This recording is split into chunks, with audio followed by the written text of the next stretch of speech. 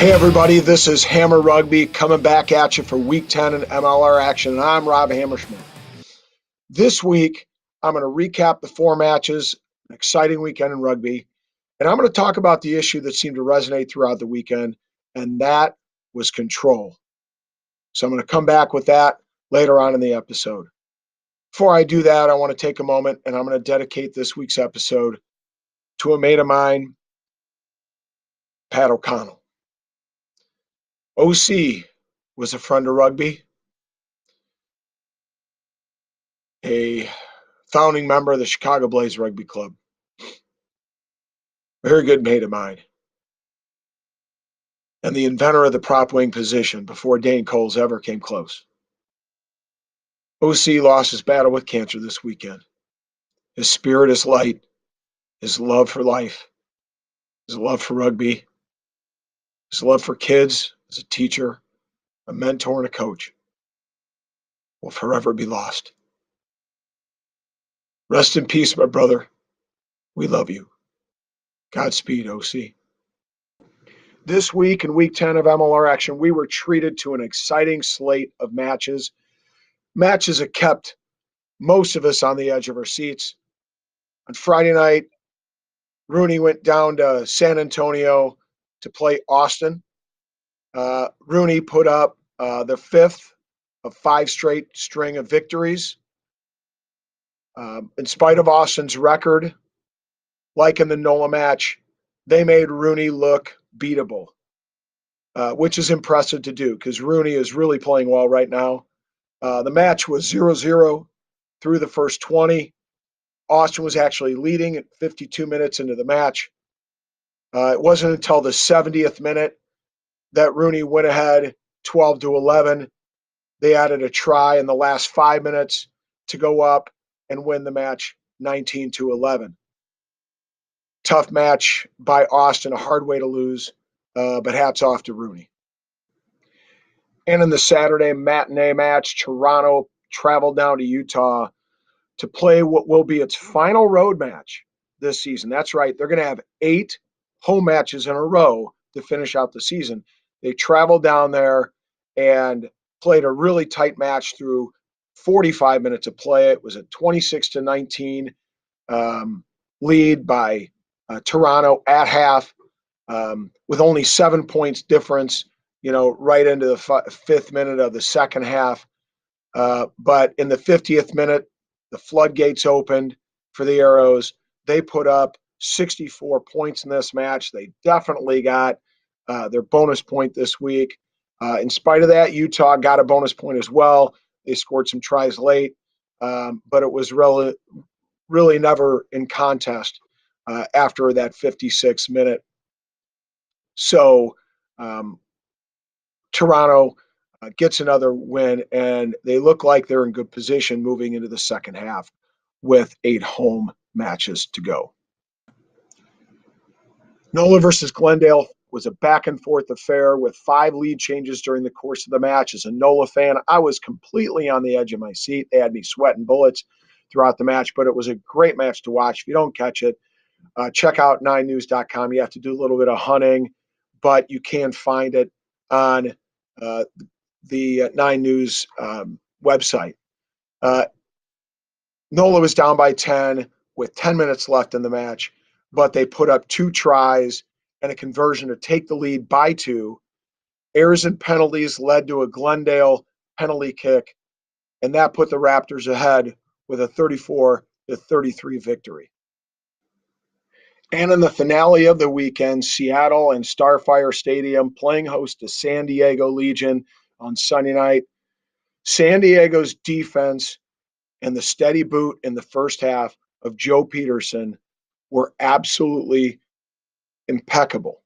The line speed to which San Diego attacked Seattle really nullified Seattle's attack and running lines. They really let Ben Sema very little options to move the ball.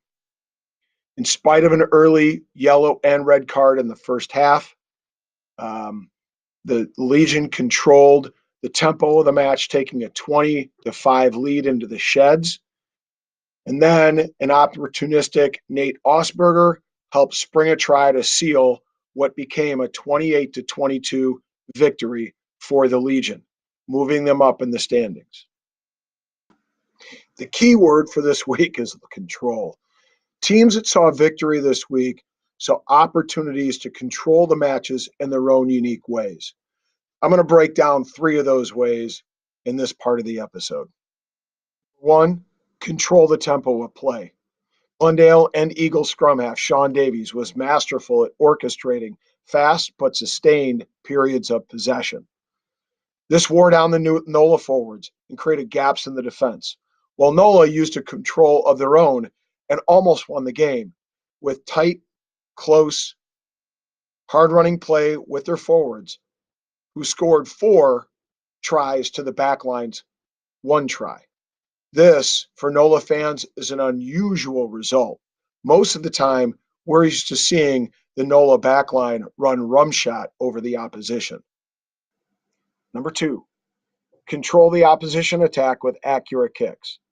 San Diego managed to deliver Seattle their first home loss in spite of playing a man down for more than half the match. Fly half Joe Peterson used the kick to put the Legion in a position to score 2 tries, and then he slotted 2 penalty goals of his own to put San Diego up 20-5 going into the sheds at halftime. Toronto's Sam Malcolm used his foot to put Utah under pressure and force errors. At the beginning of the second half, the match was still being contested. Malcolm kicked inside Utah's 5-meter line with chasers boring down on the Warrior wing. He carried the ball into the goal area for an arrow 5-meter scrum. The subsequent score gave Toronto the breathing space it needed to put the match on ice. And last but not least, number 3, control the possession of the ball. I personally would like to see Austin get their first win of the season. It's clear that their record is not an indication of their ability, but just when they seem to be a threat, they turn over possession of the ball. Handling errors led to NOLA's loss in the final moments of the match. Up by 2 with a minute to play, NOLA was doing the smart thing. They tried to control the ball with a sustained series of forward crash balls to run out the clock. But a knock on inside their half allowed Glendale to move the ball after a scrum inside the 22-meter line. A subsequent penalty kick led to a win for Glendale with time expiring. In this next clip, it's a demonstration of why controlling the moment during critical junctures of a rugby match is so critical. The Raptors were awarded a penalty in front of the post. Glendale hooker Chad Goff decided to tap and go in an attempt to put in the game-winning try, but NOLA was quick to snuff out his attempt, ultimately leading to a breakdown and NOLA defending their end of the field.